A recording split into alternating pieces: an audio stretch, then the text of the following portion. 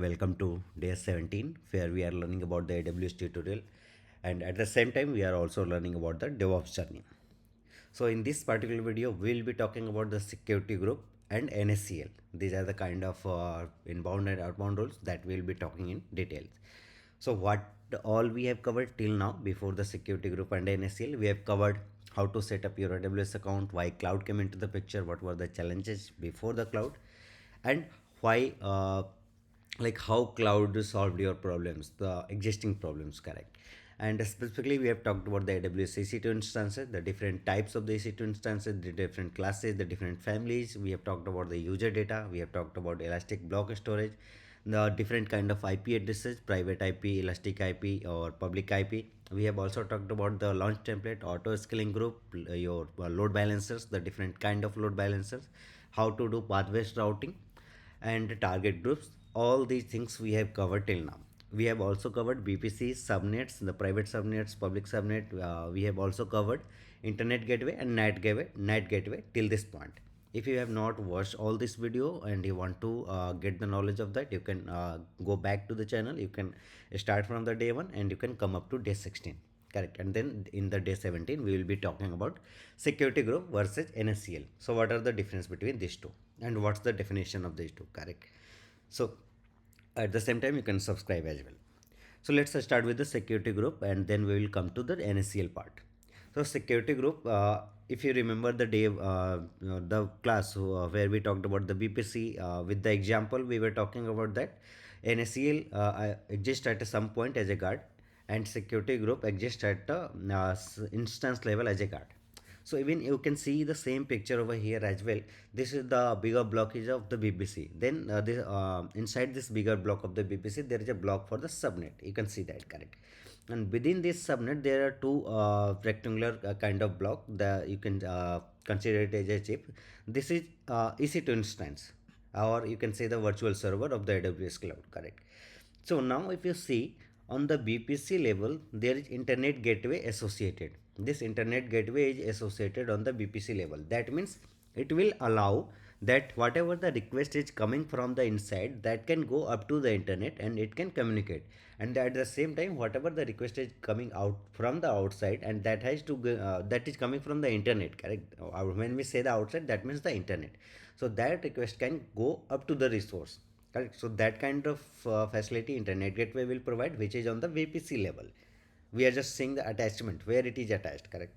Then if you see on the subnet level, there is a NACL block.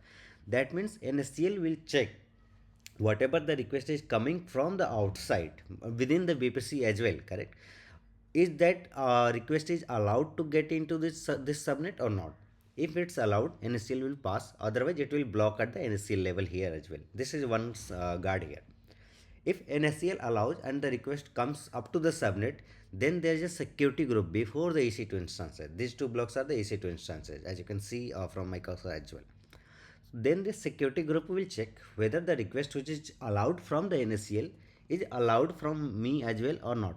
If it is allowed, it will go to the EC2 instances. If it is not allowed, it will be blocked here only. And it can be for both the security groups, correct. Both the security group will evaluate, and based on that it can go up to this EC2 instance or the first EC2 instance, but it has to be passed, correct. So if you see, after the BPC on the subnet level, NACL works, which checks for the real rules, inbound rules and outbound rules. Then security group is there, which checks for the rules, inbound and outbounds both. Then your request comes to the server. Now let's move from this picture and let's go through the points as well. A security group acts as a virtual firewall for EC2 instances. So it's a kind of firewall or kind of guard, you can say, which checks for the traffic which is coming or which is going outside. By default, a security group denies all inbound traffic and allow all outbound traffic. What does that mean? That means in this security group, we define two kinds of roles. Inbound, that means which kind of request can come to this server, and outbound, that means which kind of request can go outside the server, correct. So by default, security group allow all the requests to go outside. That means whatever the request EC2 instance will make, that is by default allowed to go outside. That can transverse between this BPC or even internet gateway is associated, it can go outside as well if this is a public subnet, correct? When we say the public subnet, you should remember that we are talking about the route table having the internet gateway access, the route table in which this subnet is associated, correct? So if you are not understanding this, you can watch out the previous video where we have talked about the NSCA, net gateway, route table, subnets and other stuffs, correct? So if my subnet is public subnet, it can go up to the internet. So by default, all the requests are allowed to go outside. But while at the same time, if you don't explicitly mention anything, no request can come to this server. That is the by default configuration. So you will have to explicitly mention all the things which kind of request can come to this server. Then next point is you can modify the rules for a security group at any time. That we mentioned that you can modify inbound and outbound both the rules. One security group can be attached to many instances, vice versa. That what does that mean? This single security group can be attached to this instance as well, to this instance as well, or to multiple instances as well. So this is what it is telling. One security group can be attached to many instances and vice versa. Let's get into the details. So I do have the examples of the security group, and after a few slides I will directly move to the NACL block.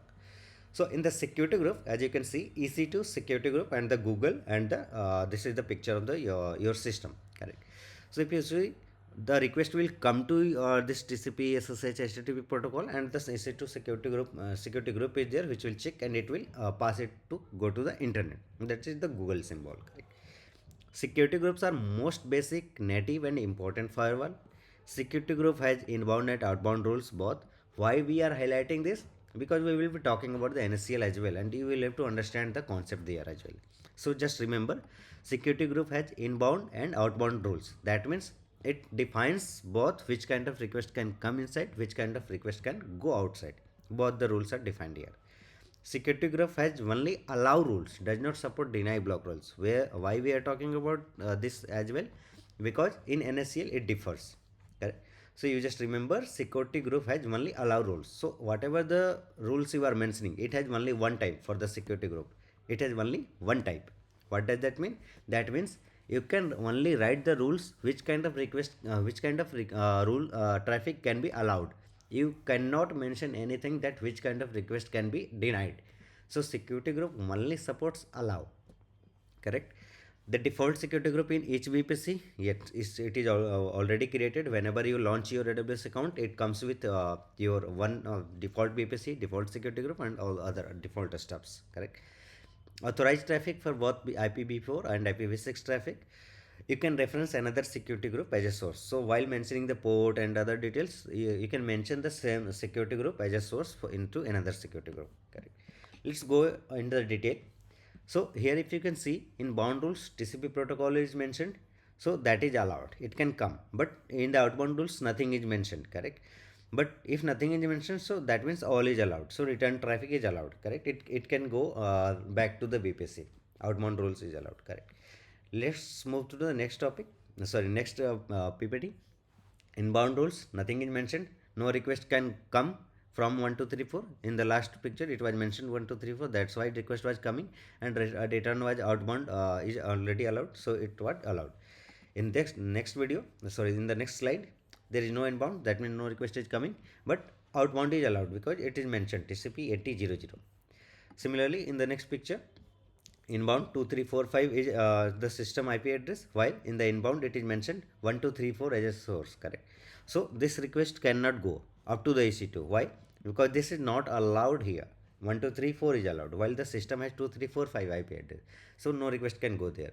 In the similar way, if 2345 is mentioned, the request can go up to there, it can come up to the system, but it cannot go to the internet or somewhere else, because in outbound there is nothing mentioned, correct? In the similar way, you can mention the security group from one EC2 to another EC2. If you can see, in the EC2A inbound rules, nothing is mentioned. In EC2A outbound rules, it is mentioned that this EC2 instance can send the traffic to the second server 5678 up to this destination. So if you can see, this is making a request, TCP request, that is coming to your second server. While for the second server security group, it is mentioned that this second server can accept the 1234 rule, the traffic from 1234, correct? So it can accept the traffic from 1234, correct? So this is allowed. EC2 to EC2 communication. This can make a request that can go there, and then this can make the request to go from here. Correct. Now let's move to the second other PPT of this block. Allow all traffic from within the VPC. So here you can see within the VPC, this there is a one EC2 instance which is part of private subnet. So in this the security group which is associated with this EC2 instance, it can be allowed that no request can come from the outside, while the request can come from the inside within the VPC. So what is mentioned here? All traffic, all port, while the destination is the source is 10.0.0/16. In the outbound, the destination is 10.00/16. This is the CIDR for your VPC. That means whatever the request is coming within the VPC from any of the EC2s, from anywhere in the subnet, from any of the AWS services, that can be allowed to this EC2. And the same, this EC2 can make the request to go anywhere within the VPC. That's your destination as well, correct? So this is how your security group works. Now let's directly move to your NACL block here. This is the default security group you can see in the picture itself, correct? Now let's move to the NACL block here. A virtual firewall that controls inbound and outbound traffic at the subnet level. By default, your account's default NACL allow inbound and outbound traffic. It allows all, but you can modify it by adding your own rules. That what does that mean? Initially, NACL does not support or does not block anything. It allows everything. Correct? So you can see the internet gateway, then NACL, then public subnet and security group. Example, passport control officer as a network in NACL. Just leave this. You can directly understand from the picture itself. Let's get into the picture, the other PPTs. Network access control list NACL works at a subnet level, hence automatically applied to all instances. Contains both allow and deny rules. So if you remember in the security group here, while we were explaining the security group, we talked about that security group only has allow rules, correct? It does not support deny or block rules. While when we talk about the NACL, we say that it all keeps both allow and deny rules. The rules are numbered. So if you can see here, 100, 101, 102. So this kind of rule number you will see, and it supports allow and deny both kind of rules. So when we say the deny, that means this the request which is coming from this source 180.151, that will be blocked. It will not be accepted. So now let's see. Rules are evaluated in the order of rule number. So first 100 will be evaluated, then 101 will be evaluated, and then 102. Statelets, we need to explicitly open ports for return traffic. What does that mean? This is one of the major point. So when you define security groups, whatever the request you mention in the security group that this request should come, correct? That will be by default allowed. So if you are not understanding this, let me go back here. So you have mentioned in the inbound that 1, 2, 3, 4. This request can come from here. At the same time, security group has that stateful kind of feature. That means whatever the request you will make as inbound, that will be by default outbound. So it automatically remembers that whatever the request is coming from a source, that the request can be sent back to that particular source or to that particular destination, correct? So this request can the whatever we mention in the inbound, that will be by default allowed, correct? While NACL does not support in this behavior. NACL you have to explicitly mention that which request can come inside and which kind of request can go outside. So the same thing you have to mention multiple times in NACL, correct? So this feature is called stateless as well. So stateless, we need to explicitly open ports for return traffic as well. Default NACL allow all inbound and outbound traffic. Let's move to the picture here. Here you can see in the inbound rules, 100th rule TCP port 80 1234, that is the port the IP address of your system. It is allowed. So the request is coming from here and it is allowed, correct? It is going outside as well. Out in the outbound also you have mentioned that this from this port 1234 up to this destination it can go. If you don't mention it, it cannot go, correct? That what does that we talked. So that you have to explicitly mention allow in both inbound and outbound both. So it is mentioned, that's why the request is going outside. Now let's further move to the next. Here you can see the request is allowed from 1, 2, 3, 4, while it is not allowed from this port. 9, 10, 9 this IP address 9, 10, 11, 12. So it is blocked here only, correct? And here also you mentioned all traffic is blocked from the internet as well, correct? So this is also blocked. Now in the outbound, all request which should go up to the internet, that is also blocked, and that 1 2 3 4 is also blocked. So no request can go and no request can come from this 9 10 11 12. Now let's moving forward. Well, let's see one or two picture as well. Here in the 112 9 10 11 12 is mentioned now. So the request can go up to the EC2 instance, while we have not defined that same source 9 10 11 12, that the request can go up to this destination, that is not mentioned here. So now you can see the request has come to this particular point up to the EC2 instances, but it cannot go back, correct? You can see the request is coming up to the NACL and it is blocked here. It is red symbol, it is blocked up to the NACL, it cannot go up to the system once again, correct? So you have to explicitly mention both the things. In the similar way, we have the other examples as well, like how you can allow, how you can deny. So here if you see 9 10 11 is allowed, 9 10 11 is allowed in outbound as well. So the request is coming and going outside as well. In the similar way, here if you see 00 is allowed and denied as well. So the requests are evaluated, a star is there, so nothing is coming, nothing is going outside. Now let's see the